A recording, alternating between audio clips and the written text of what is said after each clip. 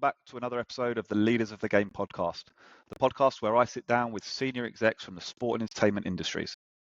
In each episode, I'll be talking to exceptional leaders, exploring their unique paths, the decisions that define their careers, and the lessons they've learned along the way.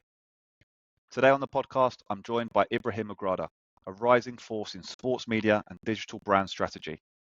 With a background that spans BBC Sport, FootballJOE, and the Baiteze Squad, Ibi has worked with global names like Nike, Adidas, and Liverpool Football Club to create high-impact, community-driven content that reaches millions.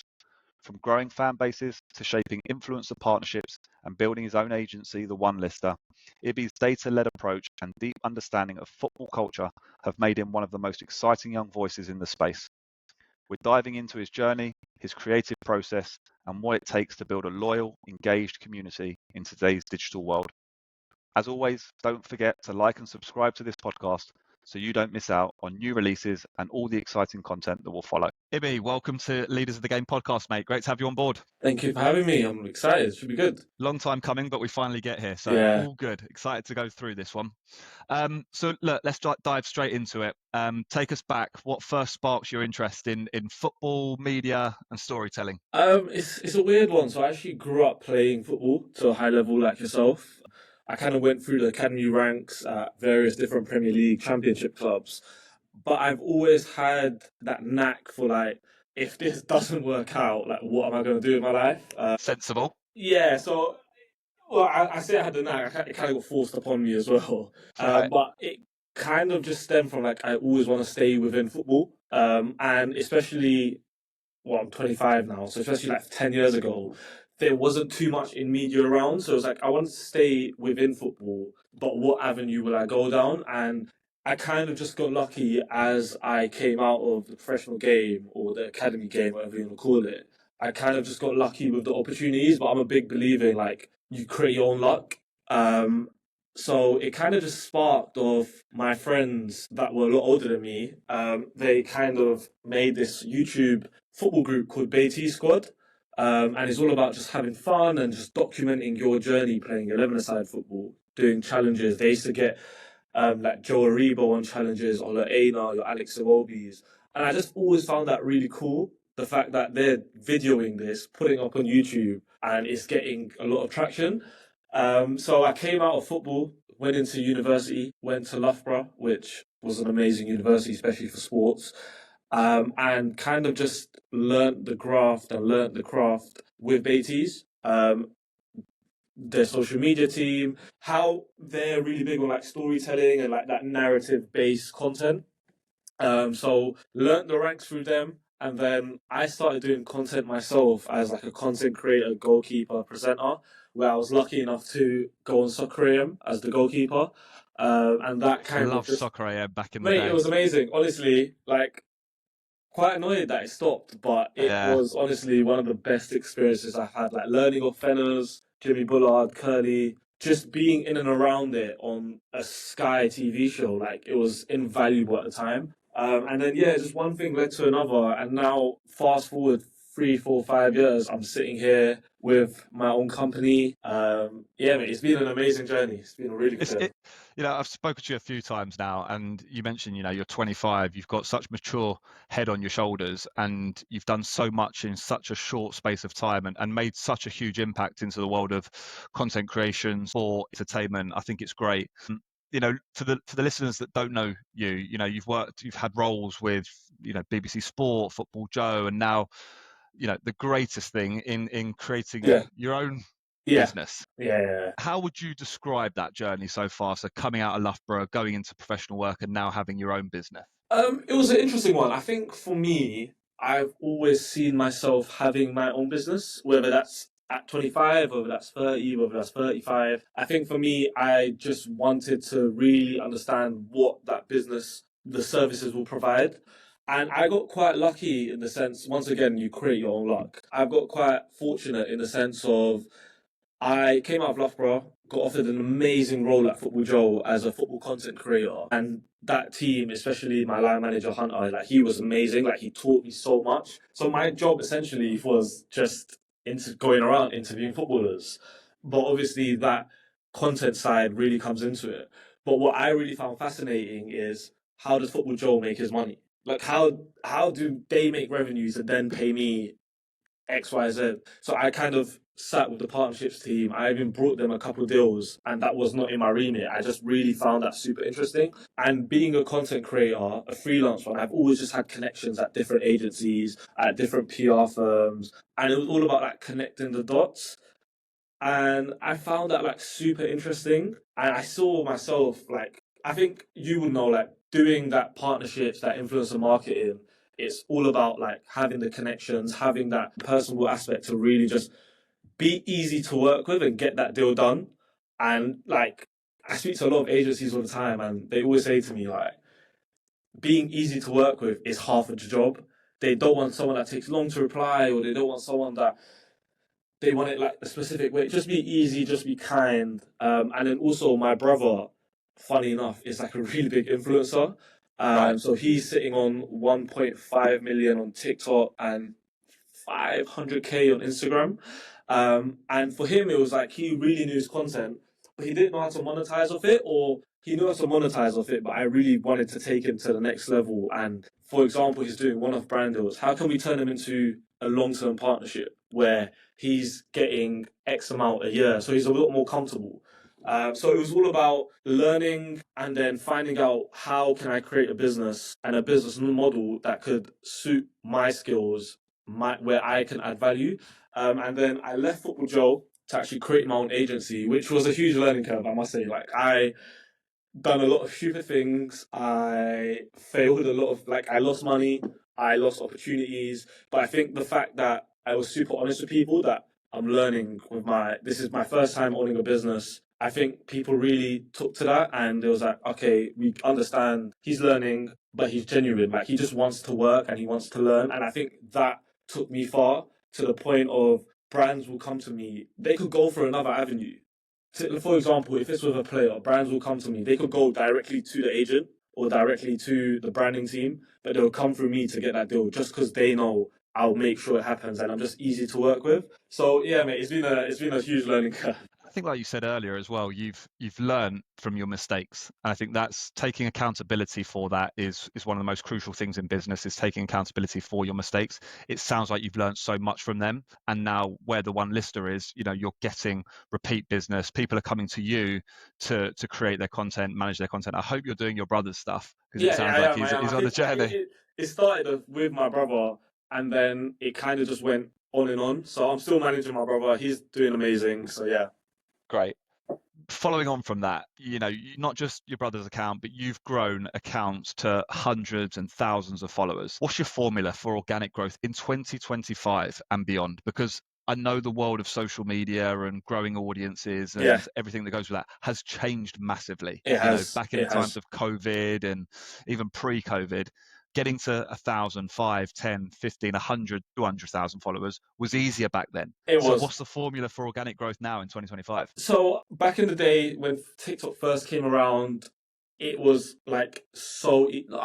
Let me not say easy, but a lot of more people were they would follow and subscribe. But nowadays, you actually have to put out good content to get people to follow, subscribe, and really resonate with your work. And I think that word resonate is big in terms of we're all human, and the way I see growing content is being genuine, especially for a content creator. It's different for brand, but if a content creator came to me and be like, how can I grow my socials? I would number one say be yourself. Do every little thing to give it the best chance of doing well. And when I say that, that means use a clear camera, make sure the audio is good. Because all these little things, especially now where that content creator market is so saturated, it just gives it the best chance of doing well. Number one, for your audience, but number two, with the actual platforms itself. And that's TikTok, that's Instagram. I chat to TikTok, I chat to Meta, shall I say, and they always say that like give it the best chance of doing well, and then the little things in terms of editing the video in app with TikTok. Instagram have just released their competition to TikTok with in-app editing. So them little things, they're like the start of the video, and then the actual content itself. I always say narrative, narrative, narrative. Get people to follow. Get people. Okay, they want to that hook, and then they want to watch again. So like my brother done it in an amazing example, and like it's the funniest thing. So like we bought a cat, and my brother documented the journey of the cat. And when I tell you, he understood the formula with the hook, with, okay, people are going to want to watch this next. And every video, I kid you not, it done 5-10 million views. Wow. And off the back of that, Everyone loves an animal story. Honestly, and it was just like, it was amazing. And off the and I always tell this to content creators: by you putting out content, you are telling brands that you want to work with, that I want to work with you guys. I use your product organically without you paying me X amount. And off the back of that, so the first cat video we done, we went to Pets at Home to find like the products, to find the cat litter, to find the bed. Made 4 or 5 videos. Pets at Home email us. We want you guys to be part of our next campaign. So I always tell creators that, like, a lot of creators have this thing of, I'm not posting it, they're not paying me. But when the content creator market is so saturated, you want to show brands you actually want to work with them. You actually use their products, whether that's Nike, Adidas. And I speak to brands like New Balance all the time. People that use their running trainers are more likely to work with New Balance. If you show that you actually like New Balance, then you just not being too stuck up and actually not showing love to the brand. Because then the content becomes real, doesn't it? Exactly. You're a user of the brand. You know what you've bought it. If you use it, you can persuade others to use it based on your experiences. Like, let's say you own a brand. You want to work with content creators that actually genuinely like the brand, because when they post that TikTok, they're actually making content that they actually are genuine about, they're real about, and that will actually resonate with the audience. And I'm a big believer in that when it comes to influencers. For some reason, influencers are very picky, like, they're not paying me, so I'm not going to post it. I'm just like, you have to look at the bigger picture, the long term. And yeah, mate, it's an interesting one. But for growing accounts, I would honestly be my 3 steps, and there's a lot to go into these steps. So give it the best chance of doing well. That's in-app editing. That's, if TikTok like using trending sounds, use that. And it could be that you put the volume of the trending sound to 2, so you can't actually hear it in the video, but the TikTok algorithm sees you using trending music. Use hooks, make storytelling narratives, and give people something to watch where they want to watch the next episode. They want to see that story time in the part 2. So yeah, mate. Football's obviously been a massive part of your life from such a young age. How do you approach creating content that resonates with the football communities? Because that community is, 1, it's huge. 2, it's diverse.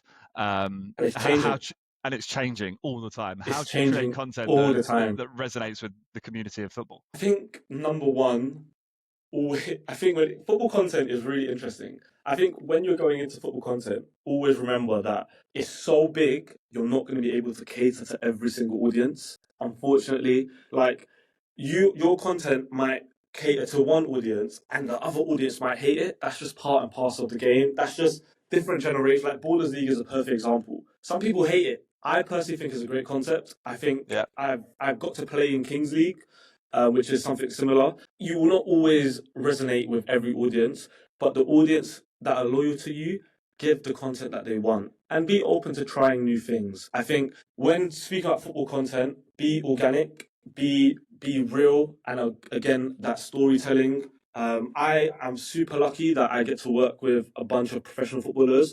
And mate, you see the ones that are doing well on social media, they're just themselves when it comes to football content. Like, you see your Ola Ainers, you see your Calvin Bassies, your Alex Iwobi, they're just real. And especially as a football fan, be real. Like, if you support a club, football's all about opinions. Yeah, like, that's the wonderful thing about the sport. That's the beautiful thing about opinions. I honestly think my mates' opinions are rubbish, but the whole of Twitter might think they're amazing. And that's just the beautiful thing about the game. So don't be afraid, be yourself, and really just nail down on the part of football that you want to go into. Whether that's fans, whether that's fan-led, and you analysing a game. For example, you get a lot of football content creators that speak about football after games. My advice to that is be super reactive. So, like, for example, tomorrow, in context, Arsenal PSG happened yesterday. If you speak about it last night, this morning, people are still speaking about that. Tomorrow, no one cares, and everyone's going to be speaking about Liverpool winning the Premier League.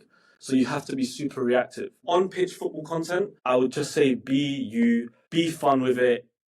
And also, this could sound bad, have fun, take the piss out of players. Like, they watch it, they love it. Honestly, you would not, like, the amount of players I speak to, and they're like, I've seen him make a video about me. and they're just like, he's taking the piss out of me, but it's funny, it's cool. So just be yourself. I always say that conversation you have with your mates, whether that's over dinner, over a drink, that's what people want to see online, is that realness, that that that just friends element of content. So you've got TikTok, you've got YouTube Shorts, you've got Instagram Reels. What's dominating right now, in your opinion? In terms of, would you say monetization or growth, or what in terms of Well, what? let's start with the money side of things. What's going to make a content creator listening to this that's on a journey, not quite there yet? You know, I'll push them your way and you can help them with that. But what's going to make them the most amount of money right now? Directly through the app would be the easiest. I say easiest, not the most, but the easiest would be TikTok. So TikTok has the creator program, which honestly I think is amazing. I think it gives creators the chance to make money directly off the app, which interestingly enough, you don't actually get many apps that will pay you at such a lot. So for context, you have to be on 10,000 followers, and videos over a minute will be monetized. This is why you see a lot of content creators posting videos 1 minute, 1 second. Is that a recent change? Because I remember TikTok being really short, sharp, to the point, and now you're seeing so many longer videos. In the past year, it's super interesting because TikTok will try to compete with YouTube on long form, but then YouTube will try to compete with TikTok on short form, which is why we have YouTube Shorts. And TikTok put out the new, like, you could change that you could watch vertical videos now to match YouTube. So it's super interesting. These platforms are going after each other in their strengths and trying to. So at the end of the day, it allows people to put their TikTok videos on YouTube Shorts, which can actually do really well. But then also, it's weird with YouTube Shorts. So like, let's say you're growing a YouTube account and you use YouTube Shorts as your main organic like content. What will end up happening is all them people will watch YouTube Shorts. So you could get 3, 4, 500K views on YouTube Shorts, but when you now post a long form video, that you won't see that number because people are subscribing to you for the short term content. Yeah. So it really depends on what you want to do with it. But like going back to the question of if you're a young creator, I'll go TikTok, get to that 10K mark and really start churning out content that's 1 minute, 1 second, and make it super reactive, make it super fun. So you could just like, mate, between me and you, I've made $1,000 off one video before, which is crazy. Wow. Like, it's honestly mental. So Nike was nice enough to lend me tickets to Chelsea versus Man United last year, where it was like 5-4, 4-3 at the Bridge. And I'm a goalkeeper, so I always do like goalkeeper content. And I done a video on Onana's warm-up routine and just what he does to just give advice, add value to younger goalkeepers, that this is what a professional goalkeeper does. Take what you want from it. I think it done about 4 million views, and TikTok ended up paying me like £950 directly off that video, which Amazing, is crazy when you think about it. Yeah. It just shows, though, that you've got to have that strategy behind the whole content that you're creating. What are you looking to achieve out of it? And it starts with the why. You know, what do you want to achieve from this? And then we work it back with a professional that's going to help me get there. Does data play a role in your creative process? For me personally, 100%. And that could be to the point of, if you just for one video, let's say you have a series of, let's use goalkeeper warm-up examples. Let's say you have a series, and you could see when people watch it the most on TikTok, and all social platforms, when people like kind of click off. Let's say, for example, when the goalkeepers are just running and stretching, there could be a dip in viewership on that. So then in my head, it asks me the question, do I need to add that in? Because if people are clicking off, that essentially means people are not staying on. And to get paid from the video, you have to have that watch time. So for me, data is huge. And then on like a weekly scale, when do people watch? When do people don't? How many, like for example, for me, 2 videos per day might work. Some people 1 video a day. Some people 3 videos a week. So it's just really understanding your audiences and the general landscape of TikTok at that time. So data, I would always say use data. Data is key. But then I also would say be organic. Sometimes data is not the be all and end all. So if you see something that works and it's 11 o'clock in the night and the Champions League finished, but your data tells you that you shouldn't be posted at 11 o'clock, and Champions League just finished, there's a huge talking point around Arsenal losing, or be reactive. Use your own judgment to be like, this is the current topic, this is what's trending, I'm going to go post this at 11 o'clock. Yourself. Back yourself, exactly. Yeah. You've worked with, giant brands. We're talking the Adidases, the Nikes, the Liverpools. What makes a great brand collaboration? Authenticity. And I honestly think brands are being a lot more open to authenticity. Adidas are amazing at it. You see Adidas with their players, but also with content creators. They're just open, they're real. And what I love about, like, for example, Adidas, they don't always use the biggest content creators for their campaigns. They use the one that works the best. And I think that's a big thing in the industry that sometimes brands get wrong. They always just think we're going to go for the same content creators because they have the biggest following. But that doesn't always work because they don't always fit that specific campaign. I can't remember, there was a girl's name. She always comes up on my TikTok, but they used her for the Adidas Murky launch, and that was just amazing. Like, it was a really good collaboration. I like that with Adidas because they mix it up, and I think Yeah, if you just use the same content creator because they got the most following, it becomes boring. It it becomes gets boring. stale, and then people sniff that out. And I was going to Yeah, ask about what makes brands become authentic and actually post authentic content because fans can sniff out that fakeness. I think mixing it up, being diverse, which we spoke about earlier, is crucial to that authenticity of a 100%. And brand. also, it like let's use, I don't want to say names, but let's use presenters for example. The ones that kind of get the most opportunities and the ones that you see on your screen all the time, you could see that they kind of, when they're presenting, they don't have that same like grit when they first started, that same energy because they're so used to it and it just becomes a bit stale. But then if you get a young upcoming presenter who just wants to work and just wants to make the best impression, so you'll get more out of it. Just because it's just that I haven't been there, I'm gonna make the most of this opportunity. So it honestly depends. And whenever I work with brands, I'll give them the option that if you really want to work with the biggest creators, we can make that happen. That's not an issue. But I will use my own, and sometimes financially that actually means less money for me. But I know it will cause more long-term partnership because that campaign will do better. Yeah. So it's And just I think what you mentioned there as well, I think is the key to long-term success. If you yeah, can keep that hunger and you show up to work every day I'm going to be the best version of myself. I'm not going to dip off just because I've had a really good couple of months and I'm yeah. really taken off. You keep going at that same pace and that same level. It just keeps coming back to you. And that's when you spiral into success and you become, global. No, I totally agree. You talk a lot about sort of community driven content we spoke about it with the football world. What does that actually look like in practice? So I'm sure you've heard this word culture go around a lot, but I always ask people like, what does that mean?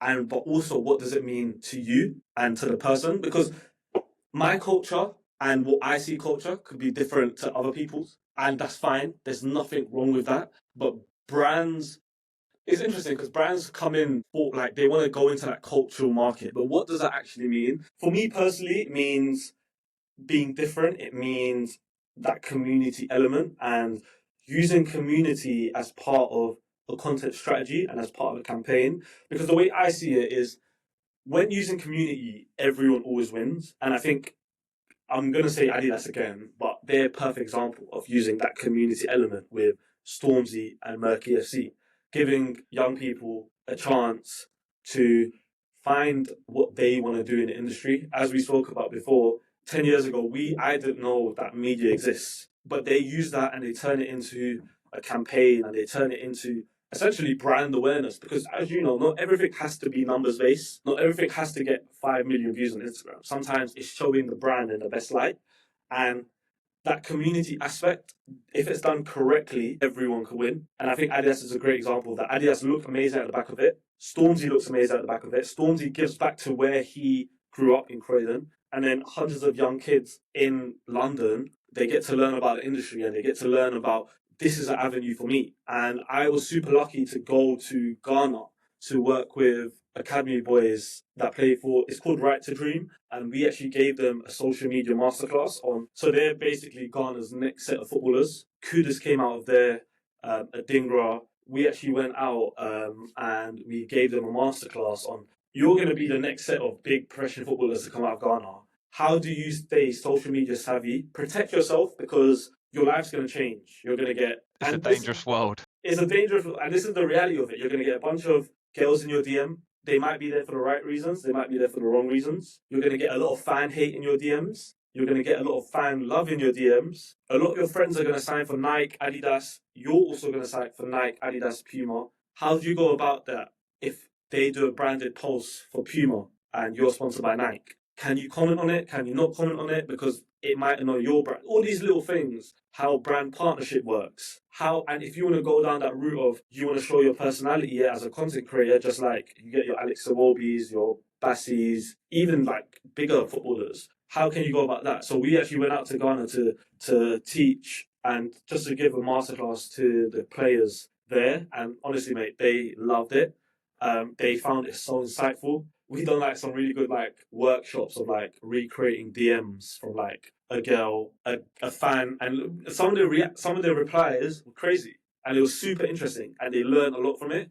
And I think like, I work a lot on the athlete side, and I think a lot more should be done when it comes to young academy footballers on teaching them about social media and the power it has, but also the negative side it could have as well.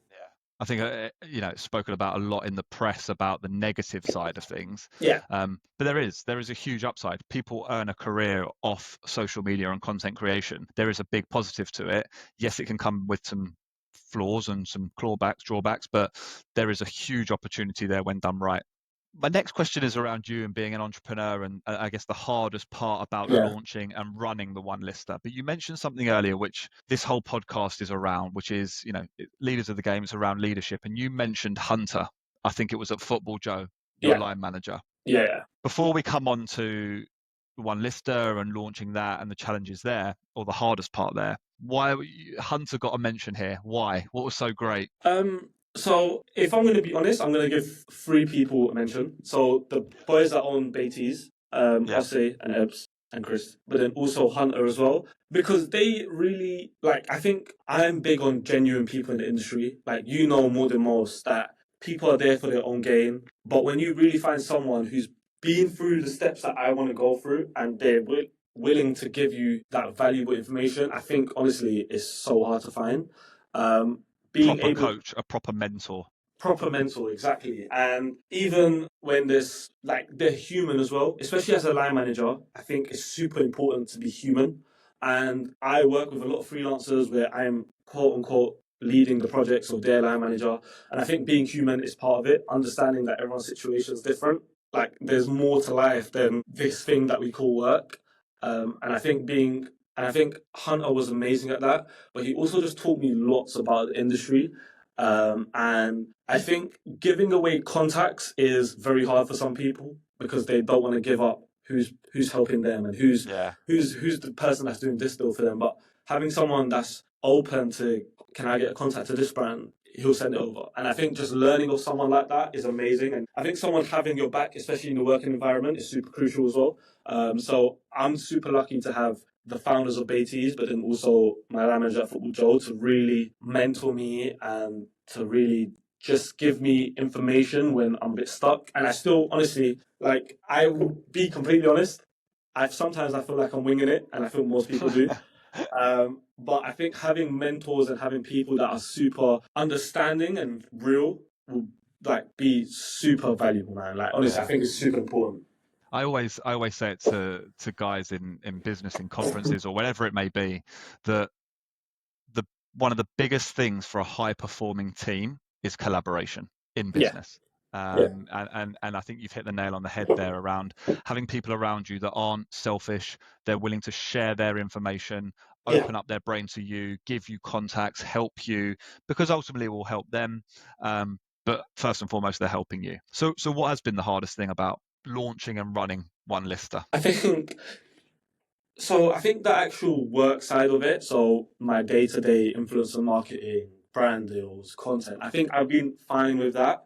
I think everything around it has been not tough, but a bit overwhelming because there's so much that you're learning on the job. So, like, that's from accounts, that's from tax, that's from, as much as I've been in social media, That's from making sure the one list of social media is up to date. And if you check it now, there's nothing on it because I just haven't had time to just create Neglected it. templates. Exactly. So I think it's funny because doing the work's fine, but what gets you more work is showing the work and showing the amazing things you do.